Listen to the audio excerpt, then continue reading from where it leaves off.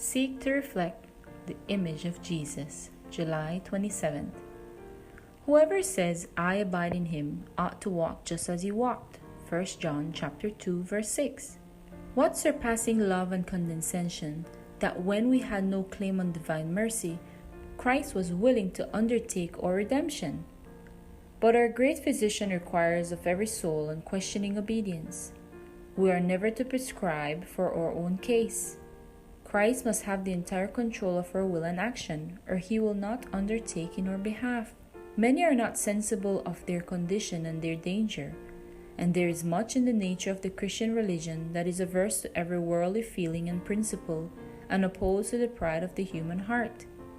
We may flatter ourselves, as did Nicodemus, that our lives and our moral character have been correct, and think that we need not humble our heart before God like the common sinner, but we must be content to enter into life in the very same way as the chief of sinners. Self must die.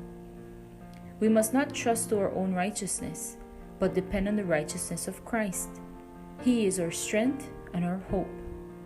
Genuine faith is followed by love that is manifested in the home, in society, and in all the relations of life.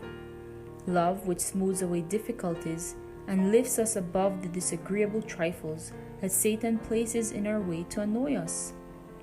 And love will be followed by obedience. All the powers and the passions of the converted persons are brought under the control of Christ. His Spirit is a renewing power, transforming to the divine image all who will receive it. To become a disciple of Christ is to deny self and follow Jesus through evil as well as through good report.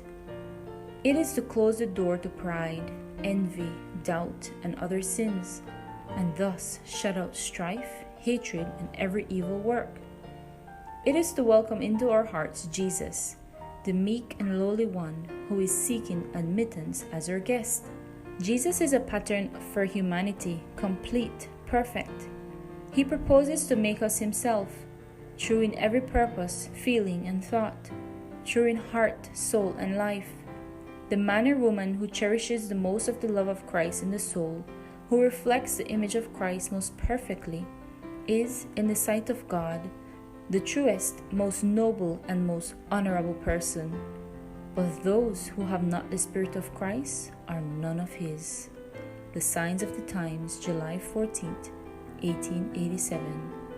A devotional by Ellen G. White, To Be Like Jesus. May God bless you.